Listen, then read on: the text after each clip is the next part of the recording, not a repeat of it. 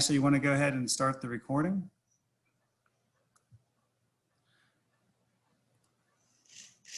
Okay. Okay, great. So I'm Dr. Wes Hines. I'm the Nuclear Engineering Department here at the University of Tennessee. Welcome to our graduate colloquium series. Today we're very lucky to have one of our alums, Dr. Luiz Leal. He's currently working at the Institut de Radioprotection of Sûreté Nucléaire. Now, I know I butchered that. IRSN. It's the counterpart of our U.S. Nuclear Regulatory Commission in France. So, Wes, just read it the button here so you're going to get it. The button. Okay, great. So Dr. Leal received his bachelor's in physics and a master's in nuclear engineering from the Federal University Rio de Janeiro in Brazil, a place that I've been a few times on business and just love the Brazilian people. In 1990, he received a PhD in nuclear engineering from the University of Tennessee. Before joining IRSN, he worked at Oak Ridge National Laboratory from 93 to 2015. So he is almost a Knoxville native as a distinguished R&D staff member in the Nuclear Data and Criticality Safety Group at the Reactor Nuclear Systems Division. He also worked at Argonne National Laboratory earlier in his career. He's a fellow of the American Nuclear Society and the 2016 Reactor Physics Division recipient of the Eugene P. Wigner Reactor Physicist Award. Welcome, Dr. Leal. Okay. Well, thanks very much, and Wes, and thank you everyone from the University of Tennessee to give me the opportunity to make this presentation. For me, it's an honor, as Wes said, and so I'm a student from UT, and I'm very proud of being one of the students of UT. I think I made a nice move in my life, moving into the University of Tennessee. Okay, and I'll be presenting here so things related to nuclear data. Okay, let me see if I can get this going. This is the outline of my presentation. This is totally connected to the nuclear data and how these things evolves and how it applies to practical application. And then I'll talk about evidently measurements and evaluation and how we kind of deal with this nuclear data stuff. Talking about in general the experimental facilities in the US and around the world, and tools for data evaluation, why we need to evaluate the data, and afterwards go into the processing of those data for practical application, for the nuclear engineering application. So we have to have the data in a sort of a form suitable that I can apply this for my application.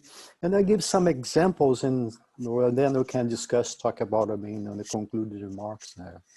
As Wes said, at the present time, I work for the Institut of Radiological Protection and Nuclear Safety. This is in the mnemonic here in French, which means the IRSN. Okay, so and IRSN mission is kind of a similar, kind of parallel to the activities that we do in the US and the Nuclear Regulatory Commission, the NRC. So it provides support for public authorities and the safeties and radiation protection, that kind of stuff. And it's very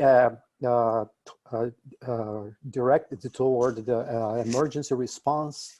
If something happened and outside of the general content, the things that the normal situation. So define and implement the national and international research study programs, contribute to radiological monitoring, contributing to provide the public. That's very important with the information. From time to time, we had meetings with the public to warn and tell them the importance of the nuclear business in France. I don't know if everyone knows, but the great majority of energy generated in France is something like 70% is come from a nuclear business.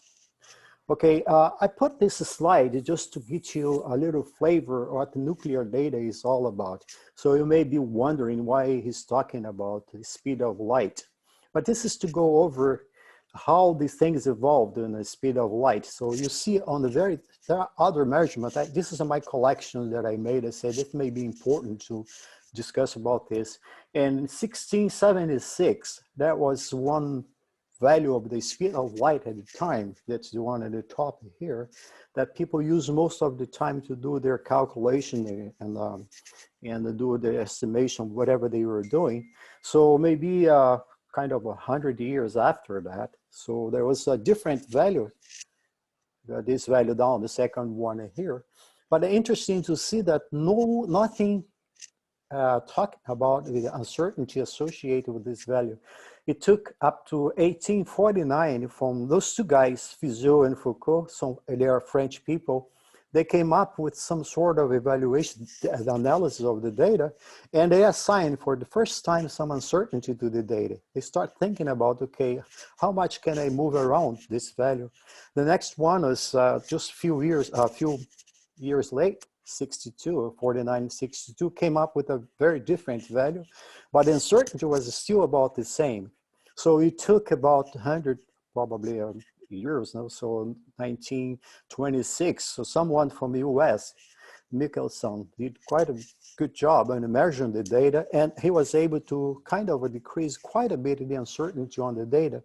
And finally in 1973, Edison came up with the value that you see with a very tight uncertainty associated with it.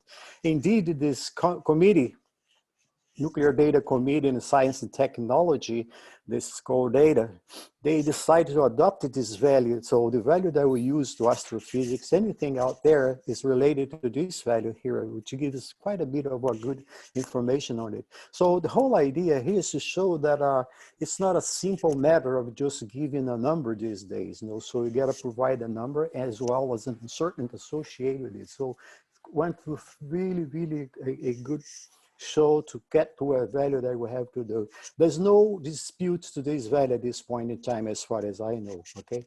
Okay, back to our business.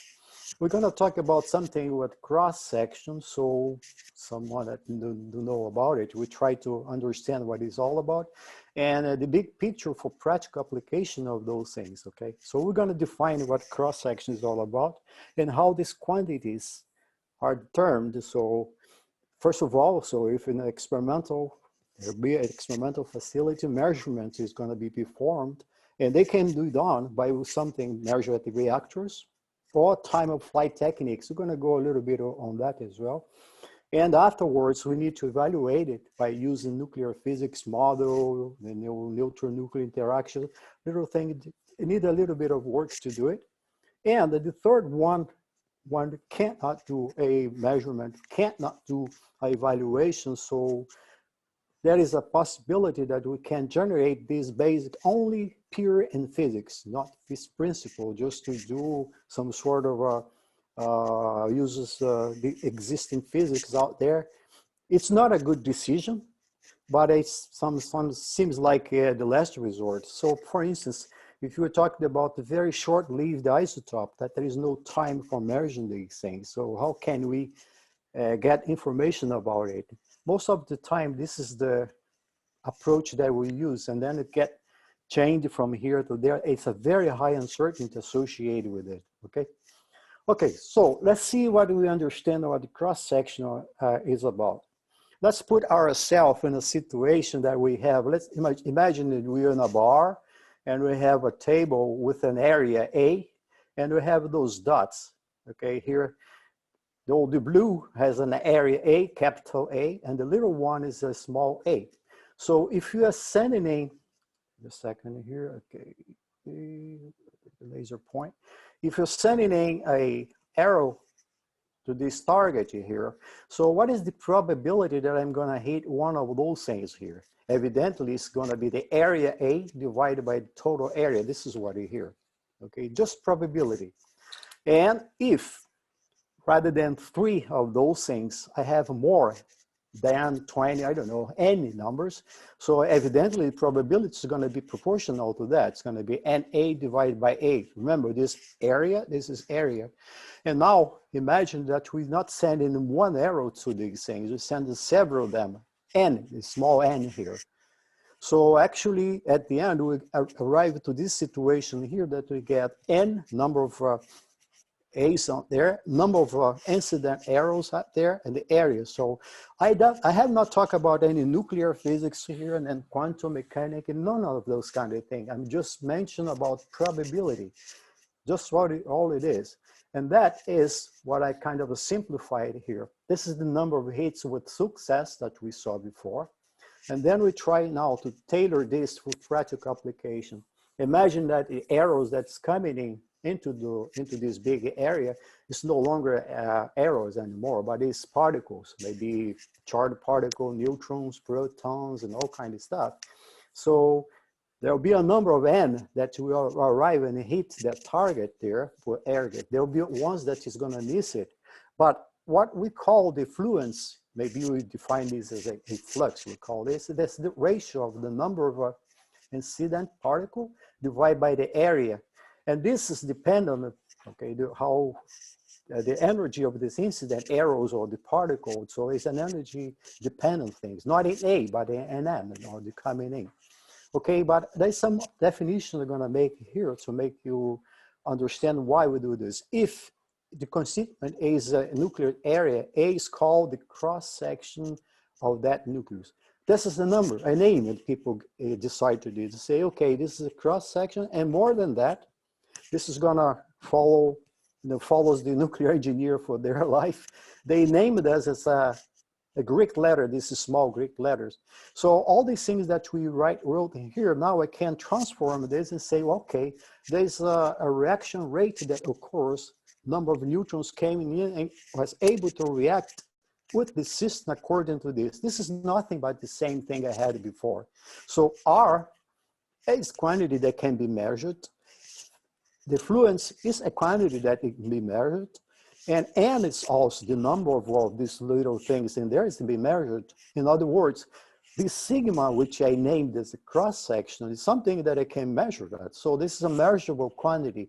And again, at this point, nothing is simple definition in terms of probability. No nuclear physics or anything, just interpretation of how we can do it. So, but this is a very extremely important quantity that is applied over and over again in the physics and the reactor physics application, okay? So here, just a simple observation here. So this we saw before. There are units associated with that. Since this represents area, it's gonna be something squared. So its common unit is square centimeter.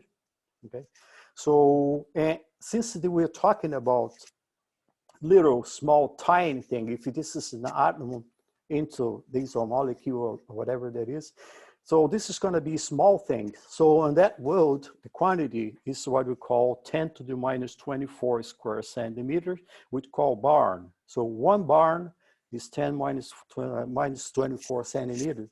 So to give you an idea, if I want to calculate the area of this little guy here, so corresponding to a 1 bar, so that's going to be something like 5 points, so pi r squared.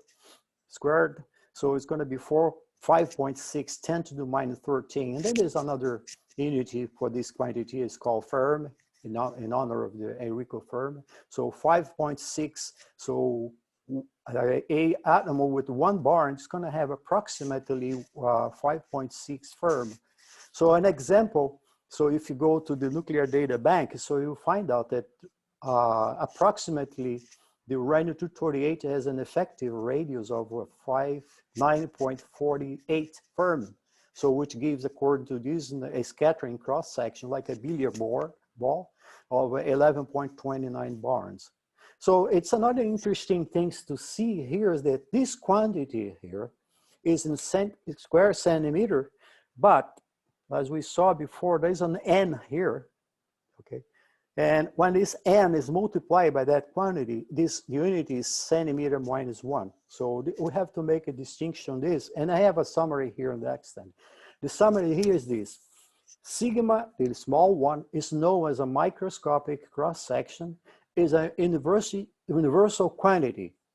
For instance, in US and France and Japan, wherever we go, that value is the same value, does not change. So it's a value, it's like a speed of light, the kind of thing. However, the N sigma E, okay, it comes out here, that's called the macroscopic cross-section. It is a problem-dependent thing. It's easy to see, right? Because, remember, this is associated with the medium that we're talking about. Remember the N that we defined, the number of constituents out there. So we have to make clear this. This is centimeter, square centimeter, and that here is centimeter minus 1, which is a problem dependent. Like for instance here, the fusion cross-section of uranium-235 at certain values is the same. However, depending on where the U-235 is embedded, there will be some different macroscopic cross-section, okay? All right, the types of a microscopic cross-section that can be, so if you have an incident particle, okay, incident on a target, you have several possibilities here. We call elastic cross-section, elastic scattering, inelastic scattering, radiative capture, fusion kind of thing. So on here, the neutron coming in, there's no much change whatsoever. The system comes out about the same. Neutron comes out on the second one, but it loses something. It leaves the target in a situation that it absorbs something, and the neutron is no longer with the same characteristic as before. And all the other ones, here that you see, no neutron comes out. They absorbed and then lost in this system. One is the radiative capture with photon or gamma is emitted, or the target is split, what you call diffusion, or charged particle comes out of there. Okay, so there are possibilities on here. And we'll see a little bit how we handle with those things, okay? Okay, so some words of clarification. This you have to get in mind. Is in all energy regions, there always be scattering and reaction. There always be like that. Scattering, not necessarily fusion, but it's scattering and some reaction, which is going to be N gamma or kind of thing. It's going to be there. So it's going to be, have this in mind. Okay. Now, what I'm going to do here is kind of a divide the energy region in pieces according to the incident neutron energy and tell what's going on there. So there'll be physics. The physics is the same, but the behavior of the system, nucleus plus neutron, it will have some special characteristic. Thermal region. What is the thermal region? Is kind of a very low energy around the Maxwellian, the kind of region out there. And this situation, the chemical binding energy of the atoms on the molecule is very comparable with the neutron that comes in the system. And then in this case, you're gonna figure out that the neutron can gain energy. So you probably you heard about the upscattering, things like this. You get the other way around, but only in this energy region, not not anywhere else. And then a little bit above it, so we're going to see that we call the resonance region. And I split this in two ways here. We call resolved and unresolved resonance region, which I kind of put R and UR here. And there's some feature out there.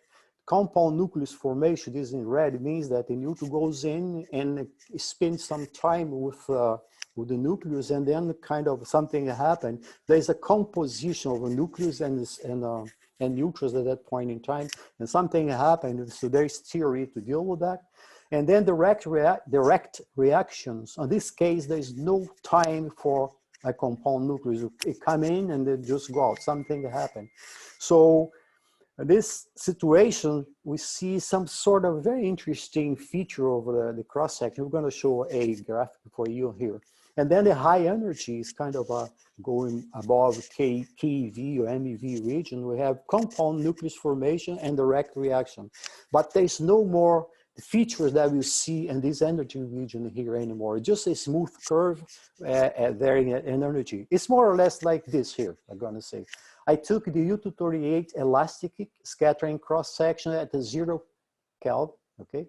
So you see down here, that's a very kind of a behavior, that's the low, what they call thermal energy region. And this is the resonance region. You see lots of kind of interesting behavior here. So lots of things that are coming in. All these things are properties of the compound nucleus neutron and targets, you know, so there's, we call energy levels that goes into the nucleus, right? And then you see the high energy, which is smooth, okay? There's no way you can observe this anymore. This is related to the uncertainty principle, Heisenberg, that kind of stuff in here. But one thing I want to show you, so look at here, for this situation, I have the scattering cross-section for U-238 down here is something around 10 barns. And before, I think if you remember, we did a rough a rough calculation. We said, oh, by just a simple model here, it's 11.29. It's not too far from what we did, very simple modeling here. See that? This is real things that we find in the nuclear data libraries, okay? So this is just gonna be, you have, as a nuclear engineer, we have to be aware of this situation here. So this is gonna be like this, like that. There's some change when you go for different temperature, but in general, you're gonna observe things like this here, okay? All right, so cross-section resonance formalism, I like to talk about this to you because imagine if you have to give to engineer, the practitioners, information about this here. There'll be lots of information that we have to give to for practical applications. Sometimes it's impossible. Imagine if you have to do several different energies, several temperatures. So the way out is what we call parameterization of the cross-section, mainly in the resonance region, like I'm showing here to you. So this is a very simple description here. So we call resonances parameters, okay? So this is things that the evaluator or people that are doing the job, we will determine that thing and put somewhere that you can reach out for them and reproduce the cross-section. This is very simple model. Don't believe that the whole thing is going to be as simple as this. So if you have a cross-section, okay, I just made a zoom for a small window between energy A and B. With this characteristic, energy ER, this is a parameter down here. The width of the resonance, this is a parameter down here, and such and such and such. What it means is that once those quantities given to you, anywhere between here, any red energy here can be calculated. So you can take here and calculate the value, just plugging in on there. It's not as simple as this, but it's more or less the idea. So this is the job of the people doing the evaluation to provide this as accurate as they can to reproduce the cross-section, okay? All right, so practical application. I'm sure that everyone in the audience there is listening to this presentation way or the other has seen that, everyone has seen this equation here. You know, this is, I put it here, the time-independent transport equation, the Boltzmann equation. Why I'm putting this? Because, you know, we have here the leakage, the reaction rate, the total reaction rate, the internal thing and the external source. But what I'm calling your attention here is this. You see this capital sigma, which we talked about before, is the macroscopic total cross-section, which depends on the scattering, fusion, gammas, and prime, N2N, this kind of thing. If you look at do this thing here, if you do whatever approximation you're going to do, you see that this number is connected to the inelastic cross-section or N2N. If we're doing a eigenvalue problem with the reactor calculation, probably this is going to be related to the fission reaction kind of thing. In other words, the cross-section, how good you solve this equation to calculate the flux of K effective, whatever you want to do, it will depend on those quantity that comes out of here. So there's no way out. So we're going to pick it up a library somewhere that's going to give you that, that information. So that's what I'm saying down here. Okay. All right. So the schematic diagram of nuclear data is like this. Don't panic here. I just want to show that everything is interchained. I mean, there's a connection between. Let's put ourselves on the top here. So the cross-section measurements. So somebody's going to be evaluated. We do processing, and then we generate cross-section library, do testing, and then we kind of the whole idea here is just to show you in general that those things, if some point here things has failed, we got to go back one of these steps before here. And most of the time, at least I've seen several times, it goes back to the point that we needed to remeasure things and redo the evaluation to address whatever problem is. So this pyramid here tells that all these things are connected. So maybe I'm a specialist in those areas here doing whatever I'm doing here, but I have to be aware that exist things before that I might have to go back and learn a little bit how the things were done to improve my calculation or whatever I'm doing, okay? All right, so I'm gonna talk about two things that's extremely important And we connect these things together. One is called differential data. Another one is called the integral data, okay? To begin with, differential data, the sort of data they stored on and files. If you go to Brookhaven National Lab, they get places out there, they put experimental data called experimental format or database called X4. So they put this data into it, and we'll see why we need that thing. And then integral data, probably people that doing criticality safety heard about the ICS-BEP, the Integral Criticality Safety Benchmark Experiment project, where people include lots of integral experiments, and the critical, so people did simple critical experiments to calculate the K effective. And those are important things that we see afterwards, how that incorporates in validating things. And then it's an introduction reactor physics benchmark, more leaning toward the reactor application, and shielding benchmark that we do shielding radiation protection. At our place, we do a lot of those things for radiation protection. So, but I want to make sure that as you go through, we understand what is a differential data, what is an integral data. So we have to make that distinction. And I started saying to you that differential data is this. It's nothing but the energy dependence of the, or angle dependence of the data. In this case, the same thing that I showed before, the cross-section depended on energy here. It's point by point. For historical reason, they call this differential data.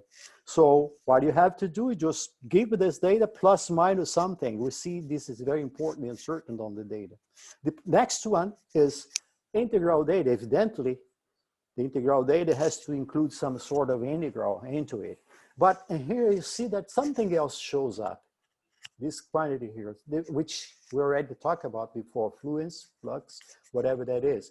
So we have to fold this in and calculate some R, which we call the reaction rate we saw before as well. And this quantity is also measured with certain uncertainty. And the picture here is this, okay? On the left, you get the differential data, okay? On the right, you have the integral data.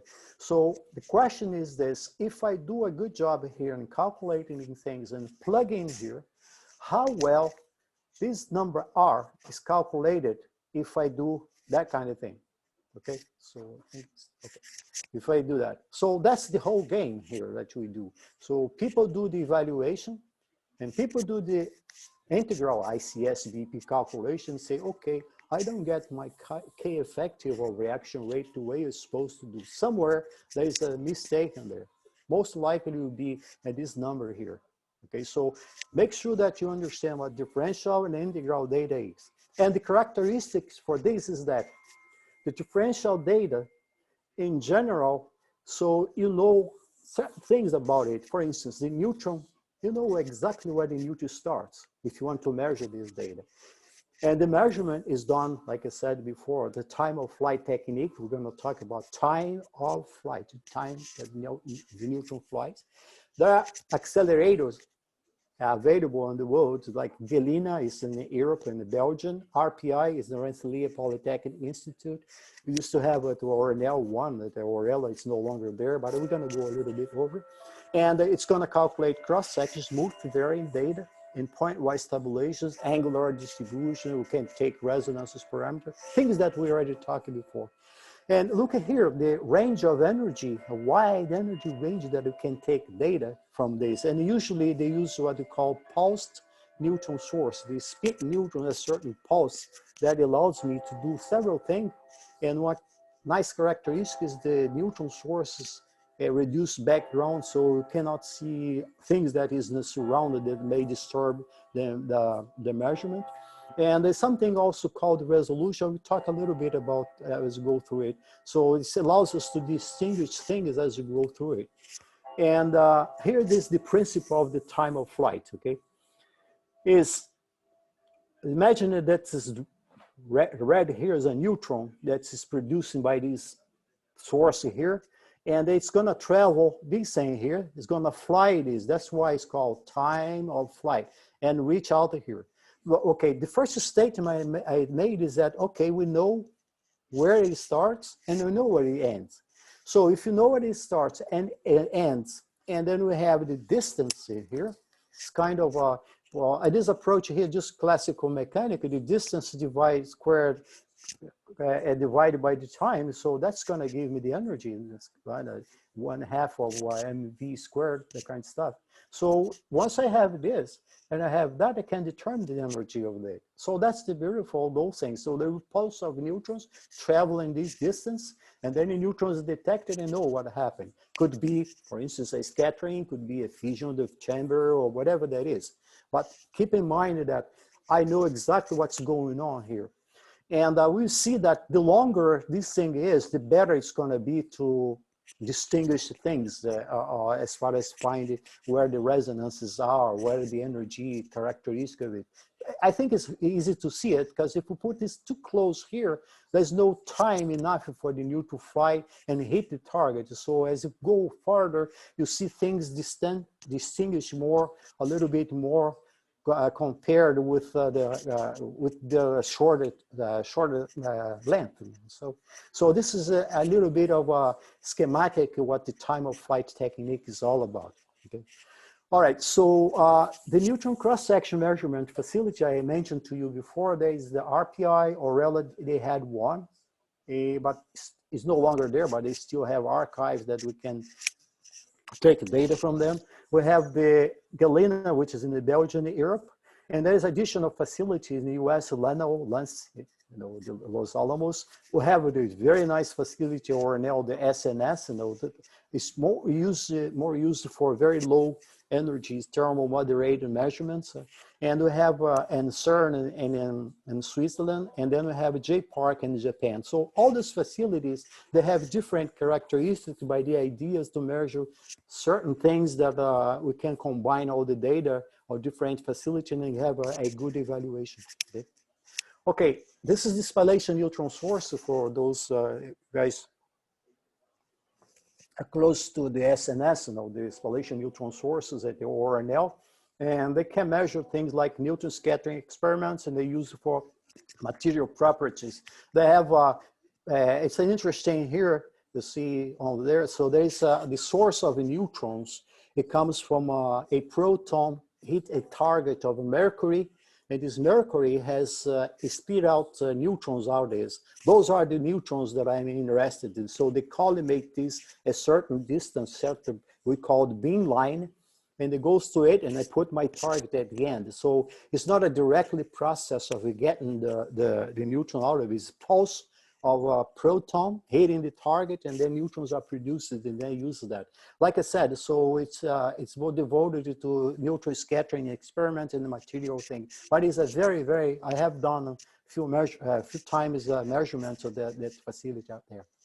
Okay, the integral data now. The ultimate goal is to check and validate the evaluated nuclear data, okay? That's clear. So we saw that picture right and left. And here, neutron, we don't know where it comes from. We know that there is a neutron going on a certain event up there, and we just integrate data over a certain energy or certain angle. It's good because you can calculate subcritical and critical assembly measurements, reaction rates, number of neutrons per fission. Those are actually close to practical application than the differential data, although we needed the differential data, but those are mock-ups that we do in response to a more actual application. So we can measure the K constant, we can fission products for using spent fuel reactivities analysis, and it's testing differential data. So I'm repeating what you said, the data average over angle, energies, and space. And so simultaneous differential and differential data analysis and evaluation are necessary to remove bias. We'd say what I mean with bias, okay? Okay, so the device, several devices, several critical facility, but I'm just showing here the high flux isotope reactor, which are also the ORNL, that we can measure lots of things out there, do the integral, can the reaction rates or fusion, lots of things can become out of that experiment. Okay. All right, I mentioned to you that after the data is measured, the data are measured, we cannot put the data directly into something. We see why. So we must do some sort of evaluation. So we saw the speed of light. There are several evaluations till they get to a converge to a certain value. And for doing so, we need to have tools for doing this. I just named the 3 tools here. So SEMI is a tool that is used for resonance analysis and evaluation. SUS is maintained by ORNL. Okay. And then we have a counterpart of SEMI called COMRAD, is developed by the CEA. CEA is just like the US DOEs in France, no DOE. And also do a similar job with like SEMI. This is, we talk about the resonance region. And then we have the high energy region, which is the TELES code. And I kind of put over here some ENDF, I put GEFF, ENR. Those things are the repository when the data is being analyzed, being going through some sort of testing, scrutiny, and the people accept that it's good quality.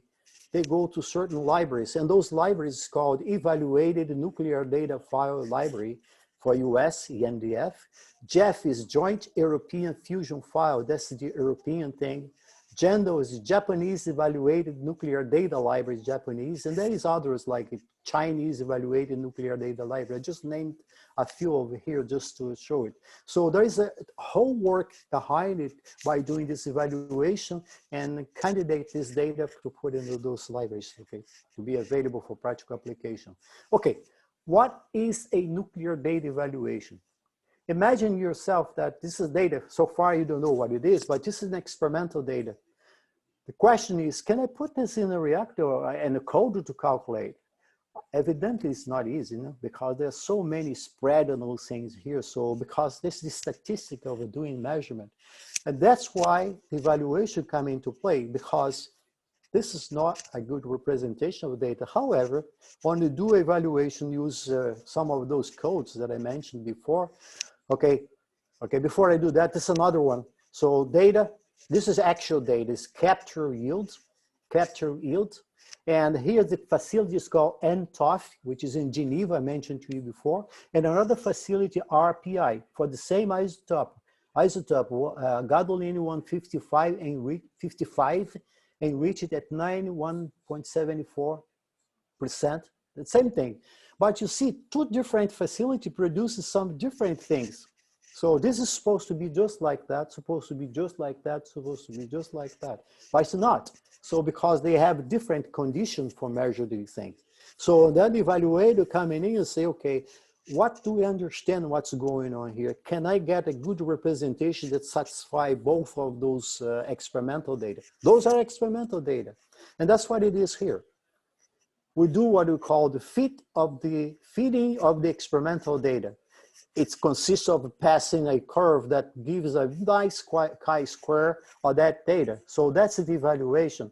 It's not as simple like this because it has several things behind it to get to this thing here, because that has to follow the physics, it has to follow several different things into it. Like I said here, breast representation of the experimental data with a nuclear model.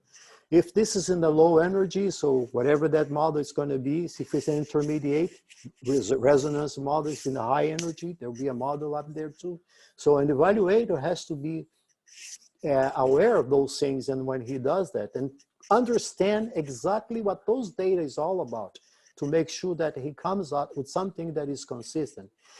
Although the job has not finished yet because he's still doing differential data analysis. So the next step is going to be to take this data, differential data analysis, and make tests to see if that is doing what it's supposed to do. Okay, let's assume that the data is in good shape, okay?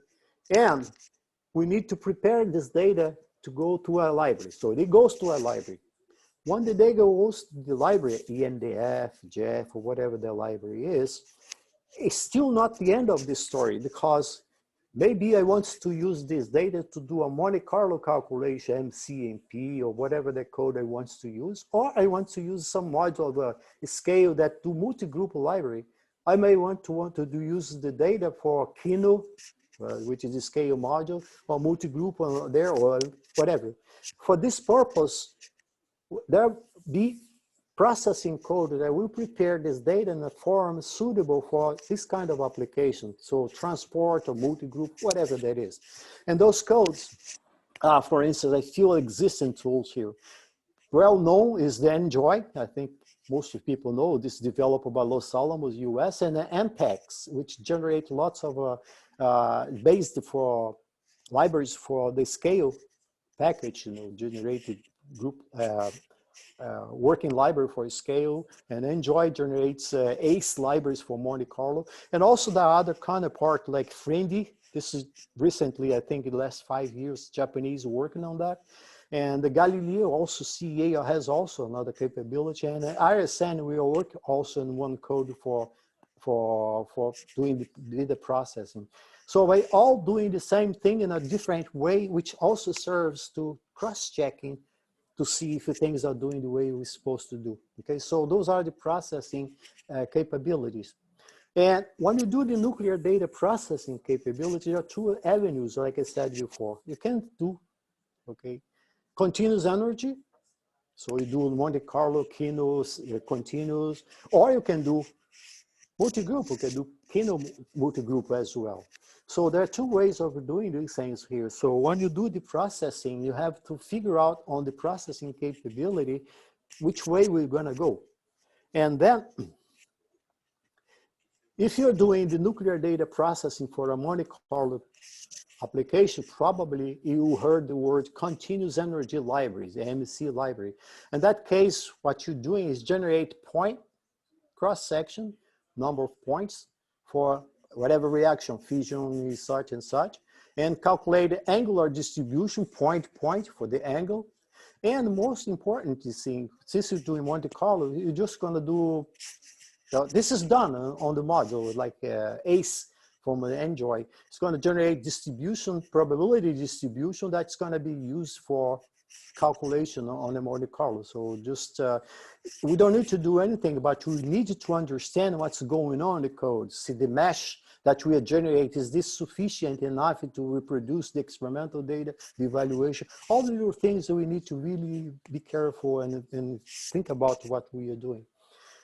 And the nuclear data processing tool for multi-group libraries, it takes a little bit of doing here to do that, because first of all, not doing point-wise cross-section. In this case, you have to define energy boundaries. For instance, 238 group of scale, 520, or whatever that is. So you have to define energy boundaries to generate the group energy groups. The delta E is such that this is the group energy G plus 1 minus G.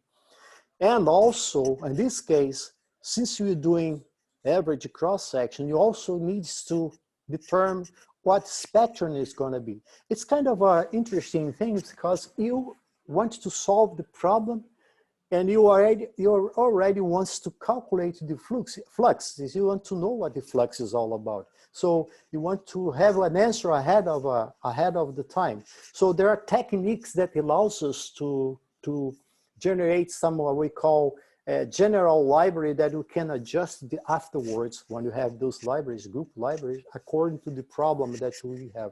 So there are several Bondarenko approximation. There are several different ways that you can do to kind of generate the group library for the practical application that I'm with.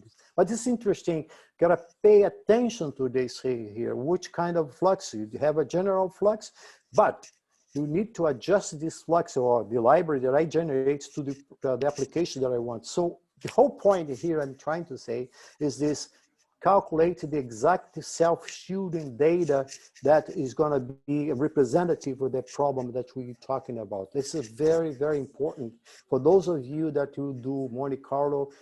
It's fine because this is intrinsic in the problem, but when you do multi-group, you gotta be careful on how you're gonna do these things. There are techniques that allows you to do these things, okay? I'm sure that the reactor physics teacher is telling about this whole thing. Okay, I'm gonna show a practical application.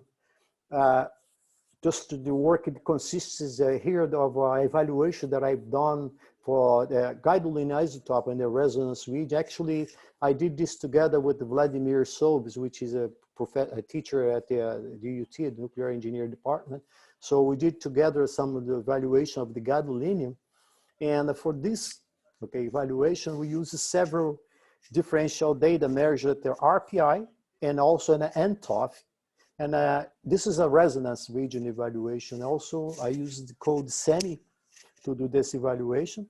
And I will have testing to see if this evaluation was consistent to what we expected in terms of differential and integral evaluation. So we tested with the ICS-VEP, which we already defined before. So we're gonna see here, like I said, gadolinium, so evaluation of the resonance region, how this behaves, and how this, if it changes anything on our application. Okay, don't get scared, but this is the experimental differential database, okay? So we have here on the top, natural gadolinium. So we should know that natural gadolinium is composed with several isotopes. On the average of the isotopes is 16% percentage. It doesn't help much to pinpoint the specific isotope, the natural gadolinium, but it's good to have an overall idea on this. So we have the word here is transmission and capture. Transmission is the same as total cross-section. Keep that in mind, transmission and total cross-section. Transmission is E exponential minus n sigma total. So that's the same thing, total and transmission. And then we have capture. So we have 1, 2, 3, 4 data, 3 transmission and 1 capture for gadolinium, and the energy region 0.2 to 300 electron volts. And look at this thing here, flight path. So this measurement were taken from a flight path where the neutron born and traveled 25.585 meters till it reached out and then do some thing and then reach out to the detector, okay? So the energy region varies according to this. So those were done at the RPI, like I said. Down here, you see 155 GD. This is a more pinpointed data because it's specifically for gadolinium 155. Yeah, how would you do that? By taking the natural gadolinium and making an enrichment of that, put more the techniques, the ORNL isotope. There's a place of the ORNL that they can enrich the sample and put more of a specific isotope. In this case, they enriched it to 91.74% of natural or 155 gadolinium. That helps us to identify better what's going on with this particular isotope. The cross-section for the 55 and 57 is very, very high. It's very important, the fission product kind of thing. And then the same thing. So the first one is RPI and almost about the same flight path. And the next one is capture for an NTOF, which I told you is in a facility, time of flight facility in Switzerland. And look at here, they have 183.90 flight path. So the neutron travel longer than the ones before until they reach the target and it goes to the detector. This data here it has better resolution than the other one before. Let's see. So I think we kind of saw that here when sorry about going back here. When you saw this is what it is. You see much clearer here on this data than, see, there's something here. I don't know what it is. There's something here. So you see clearly that the longer the flight path, the better the data will be. So that's why we chose to use the data. Likewise, for 157, we have this number here, enriched to 99.6% and 88.32, 88.32. And the energy region also varies, but a lot longer flight paths are here. Okay, this whole story we went through and did all the analysis. We generate cross-sectional libraries. So we fit the best way we could the data. I'm not going to show it. It takes a long time to do this. I hope you guys believe that the work that I did with Vladimir. So we get to that. So, and then this library, we use this library to do, okay, here this, just a small sample. So here's the capture for the 91.74% 55. So it's a very good representation here, okay, just between low thermal to 10 electron volts. And then for 157, so we see also a very good representation here. This is the fitting of the data used the code SEMI that I talked to you before. So there are much more on here, so I don't mean to bring the whole thing here, but papers that we publish in this thing. If you're interested, we might be able to share this with you. So the whole story here is this. We generate libraries. With that library, we took an example here, 155. We generate cross sections and that kind of thing. I give you an example here. This is the cross section on a certain group. This is the 238 group, 44 group for the scale system that I calculated here. But more important, look at these things, delta sigma over sigma. This is the covariances or the uncertainty associated with the evaluation that we've done. That is extremely important for practical application because people wants to make propagation of the uncertainty associated with the data and the final calculation. Let's say how much my K effective, the uncertainty of my K effective, the uncertainty on that due to, for instance, the capture cross section of gadolinium. With this information, you probably be able to do it. So you have the code Tsunami, Whisper, or there are codes that allow us to do that. But you need to have that information. This is what we generated here. It says that, this is percentage, okay? That, and this energy, apparently the cross section, the capture of 155 is about 4%, the uncertain on that. Up to this point here, up to 1 keV. And then there's a huge, almost to 10. And then it gets back again. All this information comes from the experiment. We didn't do anything. That's what the experiments told us. They say, okay, well, that's the best that you can do by doing all your feeding and kind of thing. And better yet, there is correlation there. So there are points that are correlation. This energy correlate is right here. Is the correlation on that. That's also a very important parameter that goes in the evaluation. On the right here is just the cross-section calculated on this point here. The cross-section calculated as a function of energy on the multi-group form that I mentioned to you before.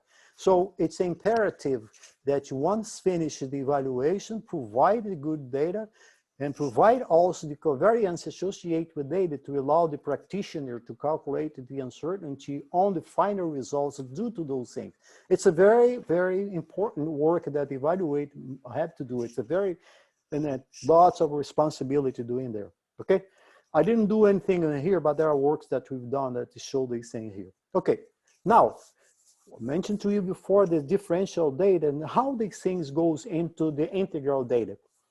Remember, we mentioned about the ICSBP. I went to the ICSBP and found out, look for benchmarks that are sensitive to the gadolinium kind of thing. Okay, so those are, for instance, for those that knows well the ICSBP, LEU stands for light enriched uranium, okay, thermal, okay. Light enriched uranium, they have identification on that on the ICSBP. So we ran things and say, okay, there's a series of this number here that I think is going to be a good test for doing this kind of thing what I'm doing here. So a mix of solar solution, okay, plutonium solution, another thing. You may have realized that I put this in a certain order here, 0.17, 0.19, 0.19, 0.8, just till 1.72. And I call this variable, this number here, EALF. The first one, there's no gadolinium. The second one here, there's 68 part per million, the gadolinium, 359 part, till this one here. But more important here is this quantity here that I call EALF. And I made a special slide here just to explain what this is all about. This is called the energy of average lethargy of a neutron causing fusion. Let me try to explain and see how this connects to the physics of the problem.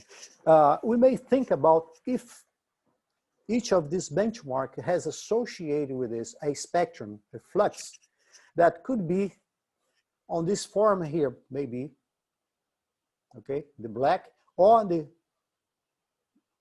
red. Okay, so if you notice, the peak here is a little bit to the right compared to the other. So maybe there's another peak here, such and such. We can interpret this average of lethargy of neutrons causing fission as the centroid of the distribution corresponds to this flux here. More or less is average, you say, this is weighted by the flux on the energy. What this tells me, for instance, this benchmark here, if I look at this benchmark, the last one, 1.79, it seems that this one is a little harder compared with the other one. So it kind of a span, though it keeps going, we span this region here. Is this good for us to do a test? Yes, it is, because the cross-section varies and keeps going here. For instance, I expect it if I see a benchmark with 1 MeV, EAF of 1 MeV, that likely is a benchmark in the fast energy region, for sure, because that's the spectrum that I average on the energy region, the MeV, that's what's gonna be. So this is a very interesting, very important number that we have to keep in mind, that you can tell immediately where the flux is located. And that's why we chose this benchmark in this order to do a kind of a testing in our evaluation, okay? And, okay, here's kind of the results that we've done. On the top, Jeff 3.3, it has a evaluation. This dashed line is just for the guide-off line, okay? The evaluation that goes, if I do a calculation, so those are the numbers. Unfortunately, the dots are too small here for you to see, but it has this kind of thing that we call a bias. The ideal solution was this, if this straight line black here was parallel to here, it would be the best what we could do, because they would do is say, okay, there's no bias in the system, the cross-section is doing okay. Our job is to say, to do evaluation and try to decrease as much as it can this bias here. And that's what you see. If I take the Jeff 3.3 Gadolin evaluation into it and put the evaluation that I've done with Vladimir into it, and I call this IRSN evaluation, you see that actually there is an improvement, because it came down from here, even here, see? So it's close to, we call this PCM. I'd say we've got so many PCM that's being decreased. This is up to 400, they go and almost 100. So lots of decrease on that. And then the slope is not totally removed, because there's not only, okay, on the benchmark here, it's not only gadolin, it has uraniums and it has other things into it. So we cannot put all the things and all the eggs on the gadolin. So there are other things. So that might be other things that is taking this kind of a slope. But from the gadolinium point of view, there's been an improvement. In other words, the bias on the K effective, it's being reduced down here. And you may ask me and say, okay, but why is this important? The importance in here, I'm going to show something that probably in US, at least to my knowledge, when I worked in the US, I didn't see this kind of a calculation, but in France, we do this kind of thing. Don't get yourself scared now, because there's a lot of information here, but I'll try to explain to you what it is. Is the criticality— Dr. Leal? Yes. Yeah, so sorry to interrupt, but we only have a couple minutes left. Okay, so I'm just going, I think I have two slides more to do. Okay, so and in France we have this kind of thing. We define what we call the margin of criticality here. And this margin of criticality is this region here we talk about. They establish for us numbers that we need to, okay, let's say you're doing criticality, shipping cask, you have to go lower than 1. So it have to be a certain level, because you don't want to be critical for safety analysis. So they define as some sort of critical things. And then we have to play with that. And that what it gives us is this margin here is what the nuclear data comes into play, because you see this is related to the nuclear data. in other words, what I'm trying to say here, just to make a little, this is the closest that we can get up there to, on the knowledge of the uncertainty that will give me the best that we can do according to the nuclear data. That's what we saw before. The criticality, the how do you call the bias, it's being removed, okay? So, okay. The conclusion here is the nuclear data evaluation uncertainty rely upon experimental data, said that. The methodology for estimating bias and uncertainties, well, it's well known. The tight connection with experimental facilities, so we have to be aware that it exists. The final evaluation must contain information covariances. Benchmark experiment, we need to understand and trying to understand the thing. And the IRSN, in our case, evaluation, we always propose this for the Jeff project or ENDF if they want to take, okay? And this is my last slide. So find yourself where you are. If you're an experimentalist, processor, evaluator, or user. So be comfortable to find yourself. Thank you very much.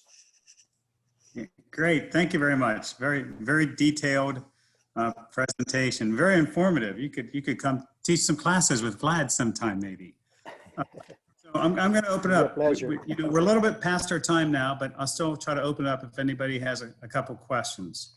Okay.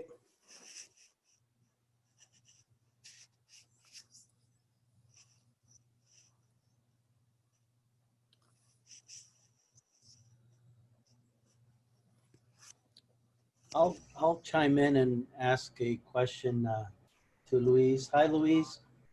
Yeah. How are you? This is Ivan. Hey, Ivan, how are you? Good to hear you. Okay, go ahead. Yeah, I was wondering when in the experiments that you showed, you know, for example, from the RPI and the TOF, how do they regulate the neutron energy? You know, because I guess you have a beam and then you have a distribution of neutron energies, but as you're measuring differential cross sections and you tag them to a specific energy, I'm just curious about that detail. It's sort of not exactly sure how you isolate individual energies as you collect the points. This is a good question. Okay, what it is this: we don't measure the neutron directly. The neutron comes from a second reaction, like you saw before. I gave an example for the SNS. There is a proton. There is a source of neutron. In the case of SNS, is the mercury target of mercury. So there are a bunch of package of protons that comes in and hit those targets, and this target gives you a distribution of a neutron. Don't give you one neutron. It gives a distribution of neutrons, which is collimated to the energy range that you want to do. So that depends on what you're coming into it. You know. So bring it in. There's a package of neutrons that are produced with the several energy, and they are collimated to the energy that you may want to do your experiments. That's the beautiful thing. Because those pulses allows you to choose the energy range that you want to do your experiments. There are several, for instance, there are several different places that we call the time of flight bins, that a neutron, maybe someone wants to do an experiment with a higher energy at certain length, there'll be a collimator on that energy that to push the neutrons to that range of energy that you want. But the process is such that the protons, they generate the pulses out there. So it's all coming out. So it's up to the collimator and what you're going to do to bring the neutrons to the energies, the range that you want to do it. So there are processes internal that allows you to do that. It's different from a reactor. On a reactor, you can do things, but you do what you call chopper. You put in the beam line of a reactor, there's something that rotates, and depends on the rotation of these things out of the chopper, they will speed out the neutrons with certain energies. So you kind of modulate the speed of it to get the flux or the beam that you want on the energy region that you want to do it. So you can do in a reactor, but outside the reactor, not inside the reactor, what we call chopper. So you regulate that way to get the range of energy you want to work with. Okay, thank you. And I think, Ivan, you probably know this, but I think, you know, you have the chopper And then the sensitivity or the resolution you can get on the energy is dependent on the speed of your electronics, how quick you can sample the things, and the distance it traveled. That's absolutely right. Travels a lot more distance and you get better resolution. If you have higher energy, higher speed electronics, you can get that. So there's that trade-off, I guess. That's absolutely right. How I understand it, right? That's Okay. absolutely right. Yeah. Well, I think we're a few minutes behind schedule. You know, it's nice when we're in the classroom and I can say, let's all thank Dr. Leal, and everybody claps. So hopefully Appreciate it for having me here. So but thank you very much. thank I you. hope. What time is it there in France? For me, it's now 8:35. Oh, so we got into your happy hour probably there. That's all right. You're relaxing with your fine French wine. Okay. Anyway, you have a great evening, and thank you very Okay. much for taking the Thank you time very to share much your for the thoughts. opportunity. Okay. Okay, bye-bye. Okay. Thank you, Bye. Luis. Thank you.